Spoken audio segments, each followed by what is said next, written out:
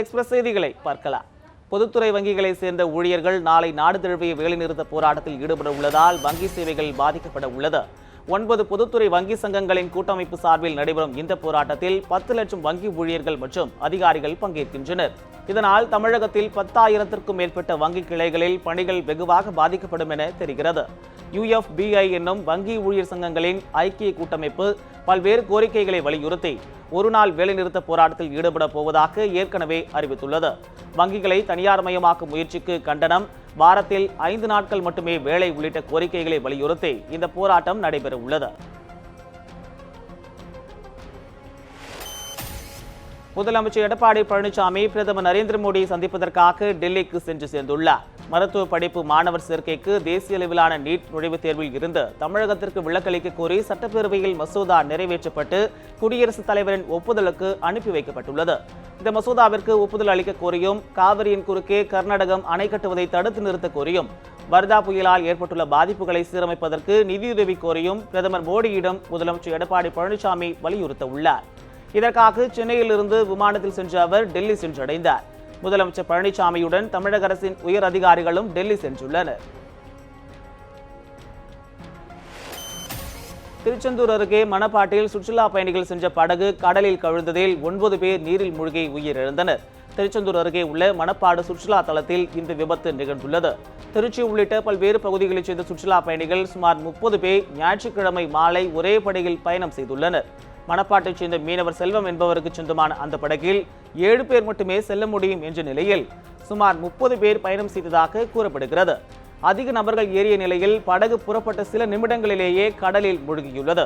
இதனால் படகில் சென்றவர்கள் கடலில் விழுந்து தத்தளித்துள்ளனர். இதில் கடலில் மூழ்கி 9 பேர் உயிரிழந்துள்ளனர். அவர்களின் உடல்கள் மீட்கப்பட்டுள்ளன. இந்த நிலையில் பத்திரமாக மீட்கப்பட்டு 11 பேர் திருச்செந்தூர் மற்றும் பாளையங்கோட்டை அரசு மருத்துவமனைகள் மற்றும் தனியார் மருத்துவமனைகளில் அனுமதிக்கப்பட்டு சிகிச்சை பெற்று வருகின்றனர். திருச்செந்தூர் அரசு மருத்துவமனையில் சிகிச்சை பெற்று வருபவர்களை திருச்செந்தூர் MLA அனிதா ராதாகிருஷ்ணன் நேரில் சந்தித்து அவர்களுக்கும் அவர்களது உறவினர்களுக்கும் ஆறுதல் கூறினார். திருச்செந்தூர் அரசு மருத்துவமனையில் சிகிச்சை பெற்று வருபவர்களை தூத்துக்குடி மாவட்ட ஆட்சியர் ரவிக்குமார், மாவட்ட காவல்துறை கண்காணிப்பாளர் அஸ்வின் கோட்னிஸ் ஆகியோர் நேரில் சந்தித்து ஆறுதல் தெரிவித்தனர். இதனையடுத்து அங்கிருந்து மணப்பாடு பகுதிக்கு சென்ற அவர்கள் விபத்து நேர்ந்த இடத்தை பார்வையிட்டனர். ஜல்லிக்கட்டு போராட்டத்தினை கொண்டாடும் விதமாக மதுரையில் 150 அடி நீளத்தில் தயார் செய்யப்பட்ட கேக் பார்வையாளர்களை வெகுவாக கவர்ந்துள்ளது. மதுரை தமுக்கம் மைதானத்தில் நடைபெற்ற உணவு திருவிழாவில் பல்வேறு வகையான உணவுகள் காட்சிப்படுத்தப்பட்டன. இங்கு அமைக்கப்பட்டுள்ள 100க்கும் மேற்பட்ட அரங்குகள் மூலம் 12 அடி உயர ஐஸ்கிரீம், 22 இன்ச் அப்பளம் உள்ளிட்டவை தயார் செய்யப்பட்டு பார்வையாளர்களுக்கு விருந்தளிக்கப்பட்டது. மேலும் மதுரை தமுக்கம் மைதானத்தில் ஜல்லிக்கட்டிற்காக நடத்தப்பட்ட போராட்டத்தை நினைவு கூறும் விதமாக 150 அடி நீளத்தில் பிரம்மாண்ட கேக் செய்யப்பட்டு அதன் மீது வாடிவாசல், காளைகளை அடக்கும் மாடுபிடி வீரர்கள் போன்ற காட்சிகள் மிக தத்ரூபமாக வடிவமைக்கப்பட்டுள்ளன. இந்த கேக் பார்வையாளர்களை வெகுவாக கவர்ந்துள்ளது. ஹைட்ரோ கார்பன் திட்டத்திற்கு எதிர்ப்பு தெரிவித்து புதுக்கோட்டை மாவட்டம் நெடுவாசலில் இன்று 12வது நாளாக போராட்டம் நடைபெறுகிறது. ஹைட்ரோ கார்பன் திட்டத்தை நடைமுறைப்படுத்தினால் நெடுவாசல் மட்டுமின்றி அதன் சுற்றுப்பகுதியில் உள்ள டெல்டா மாவட்டங்களும் பாதிக்கப்படும் என்ற கருத்தை நெடுவாசல் மக்கள் தொடர்ந்து முன்வைத்து வருகின்றனர். எரிவாயு தேவைக்காக நெற்களஞ்சியமாக திகழும் டெல்டா மாவட்டத்தின் ஒருங்கிணைந்த பகுதியான நெடுவாசலை வஞ்சிப்பது விவசாயிகளின் வாழ்வாதாரத்தை மட்டுமின்றி இந்தியாவின் முதுகெலும்பாக கருதப்படும் விவசாயத்தை ஒழித்துவிடும் எனவும் நெடுவாசல் மக்கள் கூறுகின்றனர்.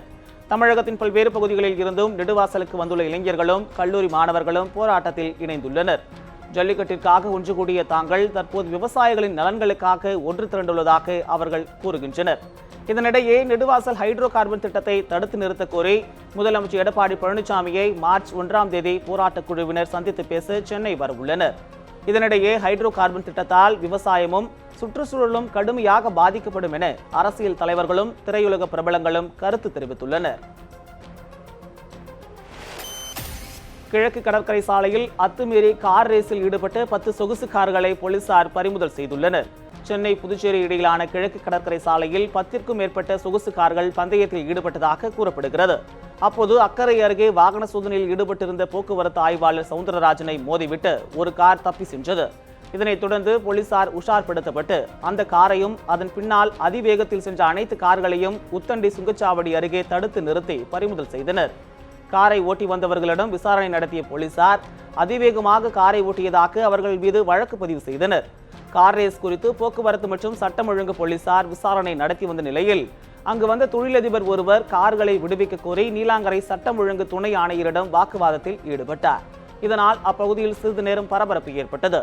காரை ஓட்டி வந்தவர்களில் தமிழக அமைச்சர் ஒருவரின் மகன், விளையாட்டு வீரர் உட்பட பல்வேறு முக்கிய பிரமுகர்களின் குடும்பத்தைச் சேர்ந்தவர்களாக இருந்ததாக தகவல்கள் தெரிவிக்கின்றன. இந்த நிலையில் அனைத்து கார்களும் போலீசாரின் பாதுகாப்புடன் வேறு இடத்திற்கு கொண்டு செல்லப்பட்டன. மேட்டுப்பாளையம் யானைகள் புத்துணர்வு முகாமில் தண்ணீர் தட்டுப்பாட்டால் பிரத்யேகமாக அமைக்கப்பட்டுள்ள ஷவரில் யானைகள் குளித்து மகிழ்கின்றன. கோவை மாவட்டம் மேட்டுப்பாளையம் அருகே உள்ள தேக்கம்பட்டையில் கோவில் யானைகளுக்கான புத்துணர்வு முகாம் தமிழக அரசின் இந்து சமய அறநிலைத்துறை சார்பில் பவானி ஆற்றுப்படுகையில் நடைபெற்று வருகிறது. 33 யானைகள் பங்கேற்றுள்ள இந்த முகாமில் யானைகளுக்கு புத்துணர்வு ஏற்படுத்தும் வகையில் பசுந்தீவனம், பவானி ஆற்றில் குளியல், நடைபயிற்சி, மருத்துவ சிகிச்சை என சிறப்பு ஏற்பாடுகள் செய்யப்படுகின்றன. எனினும் தற்போது மேற்கு தொடர்ச்சி மலைப்பகுதிகளில் ஏற்பட்டுள்ள வறட்சி காரணமாக பவானி ஆற்றில் நீர்வரத்து நாளுக்கு நாள் குறைந்து கொண்டே வருகிறது. இதனால் யானைகள் தாராளமாக குளிப்பதற்காக பிரத்யேக ஷவர்கள் அறநிலைத்துறை சார்பில் அமைக்கப்பட்டுள்ளது. இதில் கோவில் யானைகள் மிகவும் உற்சாகமாக குளித்து மகிழ்கின்றன. 30 நாட்கள் நடைபெறும் இந்த முகாம் மார்ச் 10ஆம் தேதி நிறைவடைவது குறிப்பிடத்தக்கது. பவானி ஆற்றின் குறுக்கே கேரள அரசு தடுப்பணைகள் கட்டுவதை தடுத்து நிறுத்த நடவடிக்கை எடுக்க கோரி கோவையில் பவானி ஆறு போராட்டக் குழுவினர் உண்ணாவிரத போராட்டத்தில் ஈடுபட்டனர். பவானி ஆற்றின் குறுக்கே தேக்குபட்டை, மஞ்சக்கண்டி உள்ளிட்ட 6 இடங்களில் தடுப்பணைகளை கட்டும் பணிகளை கேரள அரசு மேற்கொண்டுள்ளது. தேக்குபட்டை பகுதியில் தடுப்பணைகள் கட்டும் பணிகள் முடிவடைந்துள்ள நிலையில் மஞ்சக்கண்டி பகுதியில் தடுப்பணை கட்டுமான பணிகளை கேரள அரசு தீவிரப்படுத்தியுள்ளது. இதனை எதிர்த்து உச்சநீதிமன்றத்தில் தமிழக அரசு மனு தாக்கல் செய்துள்ள நிலையிலும் பணிகள் தொடர்ந்து தீவிரமாக நடைபெற்று வருகின்றன. கேரள அரசு தடுப்பணைகள் கட்டும் பணிகளை நிறுத்த நடவடிக்கை எடுக்க கோரி கோவை உள்ளிட்ட பகுதிகளில் தொடர் போராட்டங்கள் நடைபெற்று வருகின்றன. இதன் ஒரு பகுதியாக கோவை சிவானந்த காலனி பகுதியில் பவானி ஆறு போராட்டக் குழுவினர் உண்ணாவிரத போராட்டத்தில் ஈடுபட்டனர். கேரள அரசு தடுப்பணைகள் கட்டுமான பணிகள் மேற்கொள்வதை தடுத்து நிறுத்த தமிழக அரசும் மத்திய அரசும் நடவடிக்கை எடுக்க வேண்டும் என அவர்கள் வலியுறுத்தினர். ஆந்திராவின் கண்டலேறு மற்றும் ஸ்ரீசைலம் அணையிலிருந்து கிருஷ்ணா நதிநீர் பூண்டி நீர்த்தேக்கத்திற்கு தொடர்ந்து வருவதால் நீர் கையிருப்பு கணிசமாக உயர்ந்து வருவதாக அதிகாரிகள் தெரிவித்துள்ளனர். திருவள்ளூர் மாவட்டத்தில் உள்ள முக்கிய நீர்த்தேக்கமான பூண்டி சத்தியமூர்த்தி நீர்த்தேக்கத்தில் தண்ணீர் இருப்பு வெகுவாக குறைந்து வந்த நிலையில் சென்னைக்கு கடும் குடிநீர் பற்றாக்குறை ஏற்படும் அபாயம் ஏற்பட்டது. இதனைத் தொடர்ந்து ஆந்திராவின் ஸ்ரீசைலம் அணையிலிருந்து நீரை திறந்துவிடக் கோரி அம்மாநில பொதுப்பணித்துறை அதிகாரிகளிடம் தமிழக அதிகாரிகள் கோரிக்கை விடுத்தனர். இதனைத் தொடர்ந்து திறந்துவிட்ட நீர் கால்வாய்கள் வழியாக பூண்டி ஏரியை அடைந்தது. சமீபத்திய நிலவரப்படி அணையில் நீர்மட்டம் 24.90 அடியாகவும் 833 மில்லியன் கன அடி தண்ணீர் இருப்பு உள்ளது என்றும் தெரிவிக்கப்பட்டுள்ளது.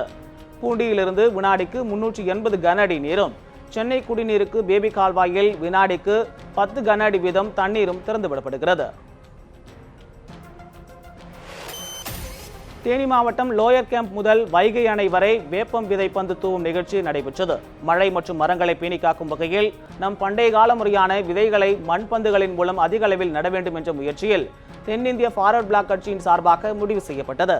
இதனைத் தொடர்ந்து லோயர் கேம்பிலிருந்து வைகை அணை வரை சாலையின் இருபுறங்களிலும் நீர்நிலை பகுதிகளிலும் இந்த மண் உருண்டையால் ஆன வேப்ப விதை பந்துகளை தூவி சென்றனர். இந்த வேப்ப விதையானது மரங்களாக மாறினால் அதிக அளவில் மழை பெறலாம் என்றும் இந்த பணியில் ஈடுபட்டவர்கள் தெரிவித்தனர். இந்த வகையான மண் விதை பந்துகள் இயற்கை உரம், வண்டல் மண் போன்ற வகைகளை கொண்டு உருவாக்குவதனால் இந்த வேப்பம் விதைகள் கெடாமல் நீண்ட காலங்கள் நிலைத்திருக்கும் என்றும் அவர்கள் தெரிவித்தனர். இந்த வகை பந்துகளை வீசுவதன் மூலம் எதிர்வரும் காலங்களில் தேனி மாவட்டம் அதிக மழை வளம் பெற்று தண்ணீர் பஞ்சமின்றி செழிப்பான மாவட்டமாக உருவாகும் என தென்னிந்திய ஃபார்வர்ட் பிளாக் கட்சியினர் தெரிவித்தனர்.